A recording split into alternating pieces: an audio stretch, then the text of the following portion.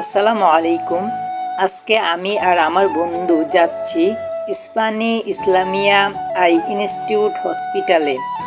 আমাদের এই যাত্রা শুরু হয় বাসে চড়ে, আর সেই অভিজ্ঞতা শেয়ার করতেই এই ব্লগ। চলুন আমাদের সাথেই থাকুন। বাসের জানালা দিয়ে বাহিরের দৃশ্য সত্যিই মনোমুগ্ধকর ছিল। শহরের কোলাহল থেকে একটু যেন বেরিয়ে এসেছিলাম আমরা সকাল সকাল বের হওয়াতে আমাদের যানজটে পড়তে হয়নি। এলিভেটেড এক্সপ্রেস ওয়ে দিয়ে আমাদের বাস যাওয়াতে আমাদের তেমন যানজটের সম্মুখীন হতে হয় নাই। বাস থেকে নামার পর এখানকার আবহাওয়া ছিল ঠান্ডা, অনেকটা বাতাস ছিল, যা দেখার মতো ছিল। গাছপালা, ফুল গাছ ছিল কিছু, যা দেখে আমি কি বলবো, জাস্ট ওয়াও, আমার অনেক ভালো লাগছে। তাই এগুলা দেখার জন্য আমার বন্ধুকে বললাম, তুই একটু ক্যামেরাটা ধর।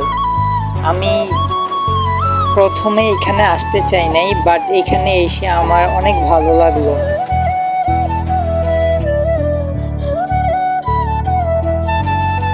আমরা এখন পৌঁছে গেছি হসপিটালে।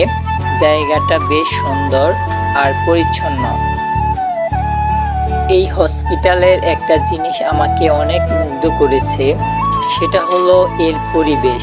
চারপাশে গাছপালা, ফুল আর শান্ত একটা পরিবেশ, অসাধারণ।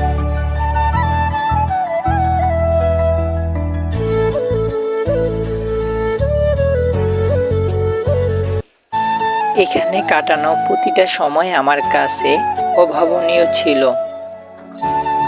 এখানে রোগীদের বসার স্থানও ছিল। হসপিটালের ভিতরে শুধু চিকিৎসার ব্যবস্থাই না, খাবার দাবারের জন্য বেশ ভালো ব্যবস্থা আছে।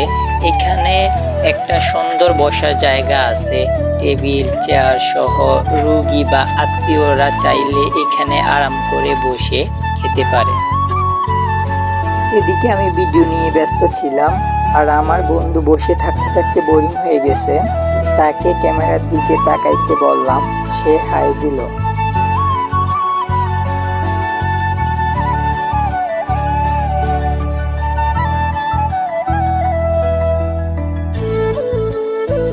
এখানে রোগীদেরকে খুব ভালোভাবে ট্রিটমেন্ট করা হয় এবং নিখুঁতভাবে ট্রিটমেন্ট করা হয়। অতএব আপনারা চাইলে এখানে আসতে পারেন। এটার লোকেশন হচ্ছে ফার্মগেট। এরপর আমাদের টিকিট কাউন্টারে যেতে হয়। নিজ নিজ ফর্ম পূরণ করতে হয়েছে, একটু সময় লাগলেও আমরা ম্যানেজ করেছি।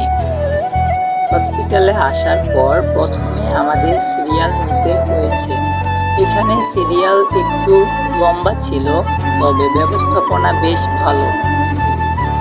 যাই হোক, অবশেষে আমাদের কাজ সম্পূর্ণ হলো। এর ভিতরে দেখলো এক মাদ্রাসা পড়ুয়া ছাত্রর সাথে। ওর সাথে আমি কথা বললাম, কারণ আমি যেহেতু মাদ্রাসায় পড়ালেখা করছি, তাই ওর সাথে পড়ালেখার বিষয়ে কিছু কথা বললাম। ছোট ভাইটির হেফজ অলরেডি 10 পারা কমপ্লিট। ছোট ভাইটির জন্য সবাই দোয়া করবেন, সে জন্য ভালো একটি আলেম হতে পারে।